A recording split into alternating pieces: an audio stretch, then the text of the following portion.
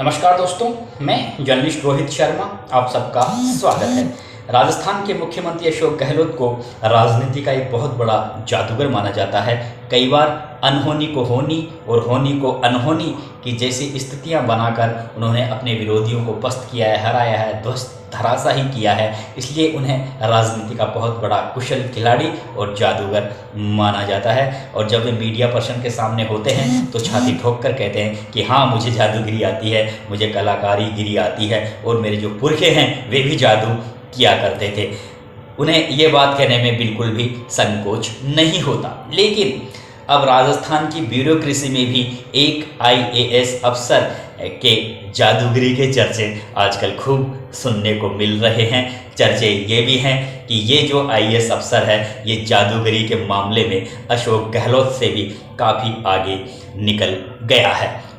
अशोक गहलोत ने जिस डिपार्टमेंट की जिम्मेवारी इस अफसर के हाथों में दी हुई है उस डिपार्टमेंट के काम के चर्चे, विकास कामों के चर्चे राजस्थान और हिंदुस्तान में ही नहीं बल्कि दुनिया के कई मुल्कों में हो रहे हैं। राजस्थान गवर्नमेंट का नाम ऊंचा हो रहा है, राजस्थान का नाम ऊंचा हो रहा है और उस डिपार्टमेंट की बुलंदियों के चर्चे दुनिया के कई मुल्कों में हो रहे हैं। तो ये जो कारनामा हुआ है, ये जो चमत्कारिक प्रदर्शन हुआ है, उस डिपार्टमेंट के मुखिया की कलाकारी से, जादूगरी से, कार्य योजना से, कार्यशैली से, काम करने के तरीकों से, तो चर्चा आम है कि कहीं ना कहीं या तो उस अफसर को किसी देवीय शक्ति का आशीर्वाद प्राप्त है या फिर कहीं ना कहीं से कोई जादूगरी की विधाएं सीखकर ये आईएएस अफसर यहाँ पर आया हुआ है। तो अब देखते हैं, अब देखना यह है कि जादूगरी के मामले में अशोक गहलोत बड़े हैं या फिर ये आईएएस अफसर। ये आप मेरे कमेंट्स बॉक्स में बताना। लेकिन फिलहाल मैं अभी उस आईएएस अफसर का नाम अभी मुंह से डिक्लेयर नहीं करूंगा। थोड़ा आप दिमाग की नसों को दौड़ाइए कि मैं किस आईएएस अफसर की चर्चा यहाँ पर करने जा रहा हूँ। जी हाँ, आपके भी दिमाग में आ गया होगा क्योंकि आप जानते हैं कि इस समय राजस्थान में एक ही आईएएस अफसर अपने कामों को लेकर काफ़ी चर्चित है और वो है पवन अरोड़ा। देखिए, मैं ये जो वीडियो बना रहा हूँ मेरा मकसद ये नहीं है कि मैं पवन अरोड़ा के मक्खन लगा रहा हूँ या उनसे नज़दीकियाँ बनाने की कोशिश कर रहा हूँ। मैं उनसे ज़्यादा मिलता भी नहीं हूँ। अभी कभी कोई विशेष अगर मुझे कोई डिपार्टमेंट से संबंधित जानकारी लेनी होती है तो मैं उनसे मोबाइल फ़ोन से थोड़ी बहुत बात कर लेता हूँ। अदरवाइज मेरा उनके यहाँ ज़्यादा आना जाना नहीं रहता है। लेकिन एक पत्रकार होने के नाते मेरा ये थोड़ा फ़र्ज बनता है कि अगर किसी अफसर ने कोई अच्छा काम किया है तो ये ज़रूरी है कि उसकी कार्य योजनाओं को, उसकी नीतियों को, उसके विचारों को, उसके सोच को जनता में ज़्यादा से ज़्यादा प्रचारित किया जाए ताकि जनता में भी काम करने के प्रति निष्ठा की भावना पैदा हो, अधिकारियों में भी उस अफसर की काम की सीख वे ले सकें, कुछ प्रेरणा वे ले सकें, उसकी नीतियों को, उसकी कार्यशैली को अपनाकर कुछ बेटर तरीके से काम को अंजाम दे सकें। तो ये एक अगर मैसेज अगर जनता में जाता है उस अधिकारी के कामों को लेकर तो ये सबके लिए ही फायदेमंद साबित होता है। इसलिए मैंने ये वीडियो बनाना थोड़ा वाजिब समझा। देखिए दोस्तों, पवन अरोड़ा के बारे में ये भी कहा जाता है कि वे जिस भी डिपार्टमेंट में जाते हैं लक्ष्मी माता उनके पीछे पीछे चली आती हैं। जब वे जयपुर विकास प्राधिकरण में सेक्रेटरी थे तो वहाँ भी उन्होंने बहुत अच्छी योजनाओं को संपादित किया और अब वे राजस्थान आवासन मंडल में विगत 3-4 साल से हैं। तो यहाँ भी जिस स्थिति में लाकर उन्होंने राजस्थान आवासन मंडल को एक बेहतरीन स्थिति में लाकर खड़ा कर दिया है वह एक कोई चमत्कारी प्रदर्शन है। और इस प्रदर्शन की उम्मीद शायद मुख्यमंत्री अशोक गहलोत को भी नहीं थी, यूडीएच मिनिस्टर शांति धारीवाल को भी नहीं थी। हालांकि अशोक गहलोत ये जरूर जानते थे कि पवन अरोड़ा कुछ बेटर काम करके दिखाएंगे, लेकिन उन्हें ये उम्मीद नहीं थी कि दम तोड़ चुके राजस्थान आवासन मंडल को वे इस कदर बेहतरीन स्थिति में लाकर खड़ा कर देंगे। देखिए दोस्तों, आप सबको पता है कि पूर्ववर्ती भाजपा सरकार के समय राजस्थान आवासन मंडल को राजस्थान सरकार बंद करने के बारे में गंभीरता से सोचने लग गई थी। राजस्थान आवासन मंडल की दयनीय हालत काफ़ी खराब हो चुकी थी। राजस्थान आवासन मंडल की ओर से निर्माणाधीन मकानों को, दुकानों को, व्यावसायिक फ्लैट्स को खरीदना तो दूर, लोग देखना तक पसंद नहीं करते थे, जिसकी वजह से राजस्थान मंडल की एक तरीके से कमर टूट गई थी। उसमें काम करने वाले अधिकारियों और कर्मचारियों के चेहरों पर उदासी छा गई थी। हर पल उन्हें यही लगता था कि राजस्थान गवर्नमेंट किसी भी समय राजस्थान आवासन मंडल को बंद कर सकती है, और अगर ऐसा हो जाता है तो फिर उनकी नौकरियों का क्या होगा। लेकिन जब राजस्थान में सरकार बदली तो मुख्यमंत्री अशोक गहलोत ने काफ़ी, ऐसा दिखता है कि उन्होंने बहुत पहले ही विधानसभा चुनाव के दौरान ही शायद गहलोत की निगाहें राजस्थान आवासन मंडल पर थी, और उनके दिमाग में एक परिकल्पना थी कि अगर वे राजस्थान में कांग्रेस की गवर्नमेंट आती है और अगर वे सीएम बनते हैं तो निश्चित रूप से वे राजस्थान आवासन मंडल की कमान पवन अरोड़ा के हाथों में ही देंगे, क्योंकि पवन अरोड़ा ने पहले भी जिन जिन डिपार्टमेंट की जिम्मेवारी उन्हें सौंपी है उन्होंने बेटर करके दिखाया है। तो जैसे ही वे मुख्यमंत्री बने उन्होंने पवन अरोड़ा को राजस्थान आवासन मंडल की कमान सौंपी। और सबसे देखने वाली बात यह है कि विगत 5 साल राजस्थान गवर्नमेंट में जो 2.5-3 साल का जो पीरियड है वह तो कोरोना काल में, लॉकडाउन में अधिकांश समय व्यतीत हो गया, लेकिन इसके बावजूद भी जिस तरह से अनेकों बड़ी बड़ी योजनाएं, चाहे वो विधायक आवासीय फ्लैट्स हो, सिटी पार्क हो, मुख्यमंत्री जन आवास योजना के तहत बनने वाले मकान हो, और अनेकों योजनाएं, और अभी जिस तरह से रेरा एक जो संस्था है राजस्थान आवासन मंडल के रजिस्टर्ड जो संस्था है, उसमें 100 बड़े प्रोजेक्ट अंकित हो चुके हैं। ये एक तरीके से रिकॉर्ड है पूरे हिंदुस्तान भर में। तो ये जो बड़े बड़े कारनामे राजस्थान आवासन मंडल ने करके दिखाए हैं, और सबसे बड़ी बात यह है कि राजस्थान आवासन मंडल के जो खजाने में है इस समय करीब 1300-1400 करोड़ रुपए बताए जा रहे हैं। एक्चुअल फिगर मेरे पास में नहीं है, लेकिन इतना जरूर मेरे पास जानकारी है कि अथाह पैसा राजस्थान आवासन मंडल के जो खजाने में पड़ा हुआ है। एक समय ऐसा था जब बिल्कुल कमर टूट चुकी थी, बिल्कुल भी पैसा नहीं था, लेकिन आज लक्ष्मी माता की मेहरबानी राजस्थान आवासन मंडल में जमकर हो रही है, और रोजाना नए नए प्रोजेक्ट राजस्थान आवासन मंडल की ओर से लॉन्च किए जा रहे हैं। तो कहीं ना कहीं ये जरूर मानना पड़ेगा कि पवन अरोड़ा के पास में या तो कोई देवीय शक्ति है, या फिर वे कहीं ना कहीं से कोई जादूगरी की विधाएं सीख कर आ रहे हैं, जिसकी वजह से उन्होंने इतना बेटर परफॉर्मेंस करके दिखाया है। देखिए दोस्तों, मुख्यमंत्री अशोक गहलोत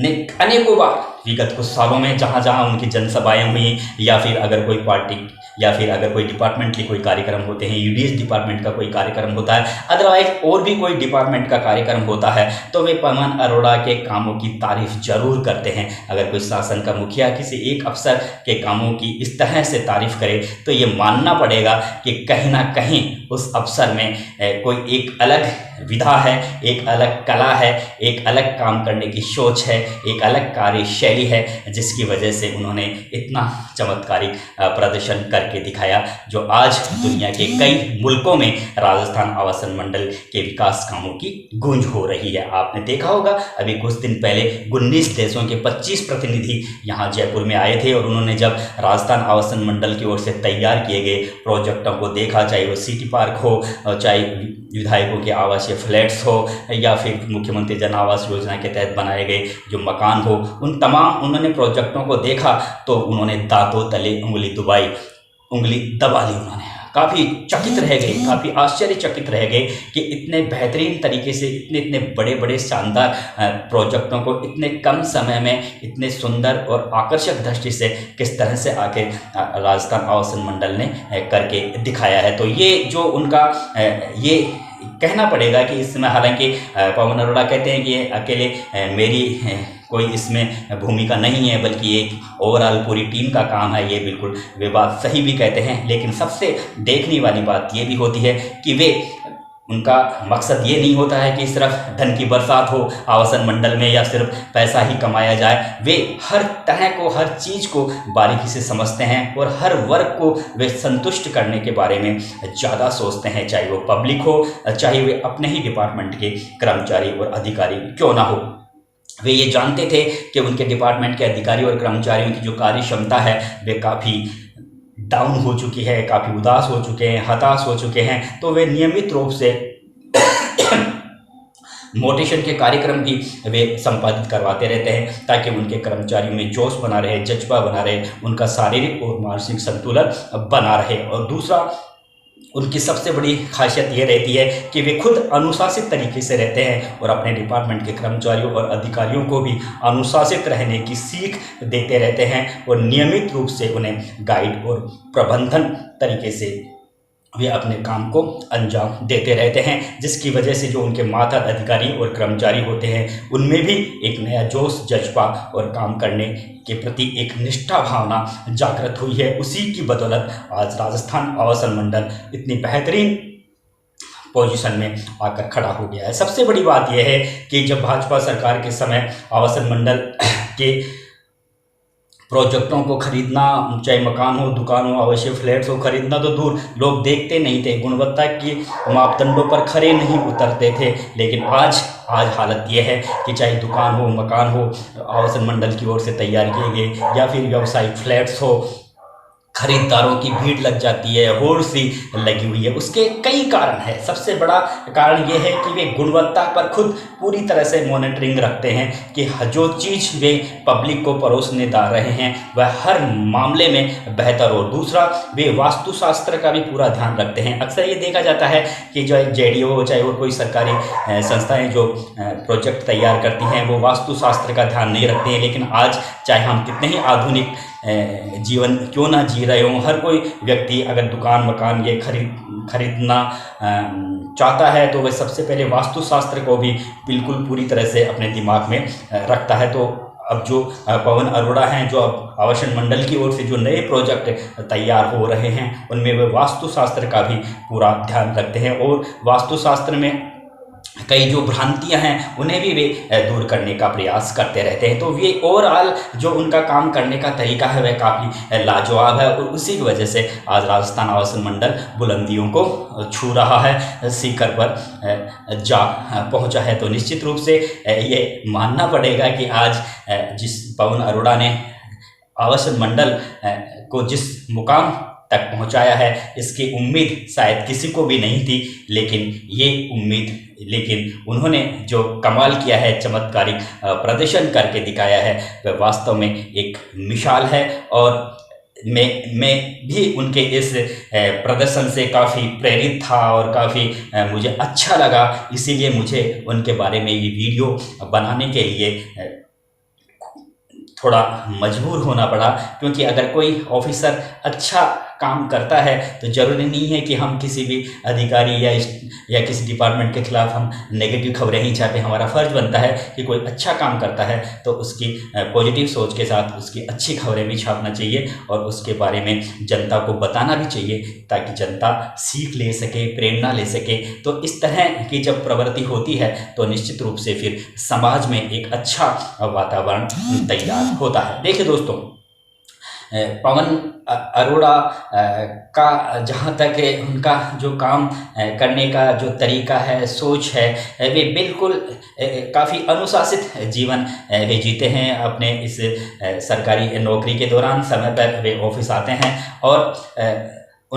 वे जिस तरह से मीटिंगें लेते हैं अपने मातहत कर्मचारियों की और अधिकारियों की, वे तो किसी भी विषय पर वे विस्तार से सबसे राय लेते हैं, सलाह लेते हैं और ओवरऑल जो प्रस्ताव आते हैं और जिस भी बिंदु पर जो सुझाव आते हैं उन पे वे बारीकी से स्टडी करते हैं, गौर करते हैं। ऐसा नहीं है कि वे सिर्फ अपने विचार या अपनी योजनाएं या अपना काम करने के तरीके ही वे थोपते हैं। अदरवाइज वे जानते हैं कि एक मामूली इंसान भी कोई अच्छा सुझाव उन्हें दे सकता है। तो वे हर व्यक्ति को, अपने स्टाफ के हर कर्मचारी को वे काफ़ी तवज्जो देते हैं। यही वजह है कि राजस्थान आवासन मंडल के जो कर्मचारी हैं वे भी पवन अरोड़ा को काफ़ी लाइक करते हैं और आवासन मंडल के दफ्तर में जो कर्मचारी हैं उनका यही कहना है कि राजस्थान आवासन मंडल के इतिहास में पहली बार कोई ऐसा कर्मठ आयुक्त उन्हें देखने को मिला है। और जो परफॉर्मेंस आपके सामने है वो तो आप सबको दिख ही रही है कि किस तरह से आर्थिक रूप से भी मजबूत हुआ है। रोजाना आवासन मंडल की ओर से नए प्रोजेक्ट तैयार किए जा रहे हैं, चमत्कारिक प्रोजेक्ट तैयार किए जा रहे हैं, आकर्षक प्रोजेक्ट तैयार किए जा रहे हैं, नई विधाएं और नई नई डिजाइनों से युक्त प्रोजेक्ट तैयार किए जा रहे हैं, जिसकी वजह से जो राजस्थान की जो गुलाबी शहर जयपुर में भी एक से एक अनेक ऐसे प्रोजेक्ट हुए हैं। उसमें ये जो ऐतिहासिक जो पौराणिक जो हमारी ये गुलाबी शहर है, जिसको हेरिटेज सिटी भी कहा जाता है, इसको जो मॉडर्न लुक देने में भी राजस्थान आवासन मंडल का भी अपना एक अहम योगदान रहा है, और इस योगदान का पूरा श्रेय पवन अरोड़ा का जाता है। तो दोस्तों, मैं अब आपसे विदा लेता हूं। अगर मेरा ये वीडियो आपको पसंद आए तो इसे लाइक और शेयर करना, और सबसे बड़ी बात यह है कि ये जो चमत्कारिक प्रदर्शन पवन अरोड़ा की अगुवाई में राजस्थान आवासन मंडल ने करके दिखाया है, तो ये तो मानना ही पड़ेगा कि मैं एक बार फिर कहूँगा कि कहीं ना कहीं कोई जादूगरी की कलाकारी पवन अरोड़ा कहीं किसी से या तो सीख कर आए हैं, या फिर वे कोई ऐसी पूजा पाठ करते हैं जिसकी वजह से देवीय शक्ति का उन पर हमेशा आशीर्वाद रहता है, और वे जिस भी डिपार्टमेंट में जाते हैं और जिस भी प्रोजेक्ट में हाथ डालते हैं, वह प्रोजेक्ट वास्तव में काफ़ी कमाल का साबित होता है, काफ़ी बेमिसाल साबित होता है, जिसकी वजह से राजस्थान आवासन मंडल ने कठिन और विपरीत परिस्थितियों में भी, कोरोना काल में काफ़ी समय खराब हो चुका था, लेकिन उस समय भी राजस्थान आवासन मंडल के काम करने की गति बिल्कुल रफ्तार ली हुई थी, और कोरोना काल में भी और लॉकडाउन में भी उन्होंने आवासन मंडल के कामकाज को पूरी तरह से गतिशील रहा। कर्मचारियों में और अधिकारियों में वे प्रेरणा देते रहे, हौसला देते रहे, हौसला बढ़ाते रहे, और प्रोजेक्टों को उन्होंने कभी भी आवासन मंडल के राजस्थान भर में जो प्रोजेक्ट चल रहे थे, उन प्रोजेक्टों को उन्होंने थमने नहीं दिया, और यही वजह है कि नए नए प्रोजेक्ट बनते रहे, बिकते रहे, जिसकी वजह से राजस्थान आवासन मंडल के खजाने में पैसा आता रहा। लोग खुश हैं उन राजस्थान आवासन मंडल के प्रोजेक्टों को खरीद कर भी। तो इतना अच्छा जो बेहतर जो वातावरण राजस्थान में बना है, आवासन मंडल ने जिस तरह से राजस्थान की पब्लिक का दिल जीता है, अपने पवन अरोड़ा ने जिस तरह से अपने राजस्थान आवासन मंडल के कर्मचारी हैं, अधिकारी हैं, उनका दिल जीता है, राजस्थान की जनता का दिल जीता है, राजस्थान के मुख्यमंत्री का दिल जीता है, और ओवरऑल उन्होंने ये साबित करके दिखाया है कि अगर आप में काम करने का जज्बा हो, जोश हो, और आप नई सोच और नई तरीकों के साथ अगर आप अनुशासित तरीके से काम करते हैं, तो निश्चित रूप से सफलता आपके कदम चूमती है, और वो ही करके पवन अरोड़ा ने ये दिखाया है। तो हम तो हमारी तमन्ना है, उम्मीद है कि पवन अरोड़ा जैसे ऑफिसर्स अगर इसी तरह से राजस्थान में आते रहेंगे, काम करते रहेंगे, तो राजस्थान निश्चित रूप से हिंदुस्तान का श्रेष्ठ राज्य बनकर उभरेगा, स्थापित होगा। अब मैं आपसे विदा लेता हूँ। नमस्कार दोस्तों।